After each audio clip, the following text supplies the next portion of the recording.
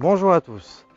Pour cette troisième vidéo, nous allons nous attacher au lombaire. Je vais vous montrer quelques exercices qui vont vous permettre de soulager les douleurs que vous pouvez avoir à ce niveau-là. Ces exercices vont porter sur deux aspects, la mobilité et l'étirement. La mobilité, ça va être la capacité de vos articulations à pouvoir bouger. L'étirement, lui, ça va être la capacité de vos muscles à pouvoir s'étirer. La colonne lombaire, comme toute la colonne vertébrale, en fait, bouge suivant trois axes. Flexion, extension, les inclinaisons droite et gauche, les rotations droite et gauche. Et il faudra travailler ces trois axes dans les deux sens pour que ce soit efficace. Donc pour la mobilité et pour travailler les rotations, vous pouvez prendre un bois et doucement aller dans un sens puis dans l'autre. Évidemment, vous répétez le mouvement plusieurs fois pendant quelques minutes. De même, pour travailler la mobilité au niveau des inclinaisons, il suffit de s'incliner dans un sens, puis dans l'autre. Pour travailler la flexion-extension,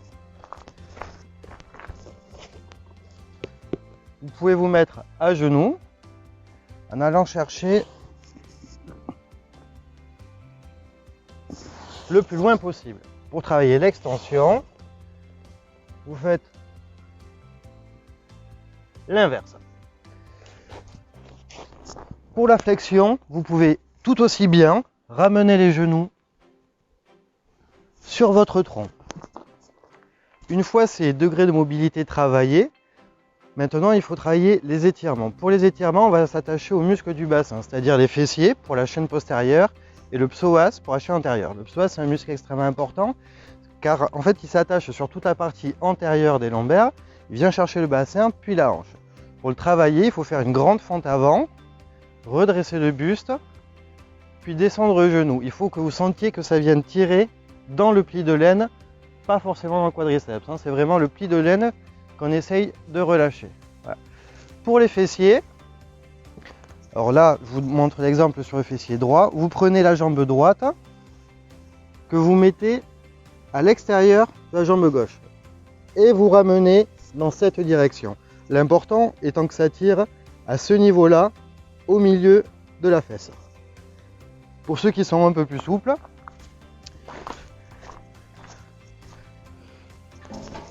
il vous suffit de poser votre jambe sur la table et de venir vous allonger dessus, toujours pareil en sentant que ça tire bien au fond de la fesse.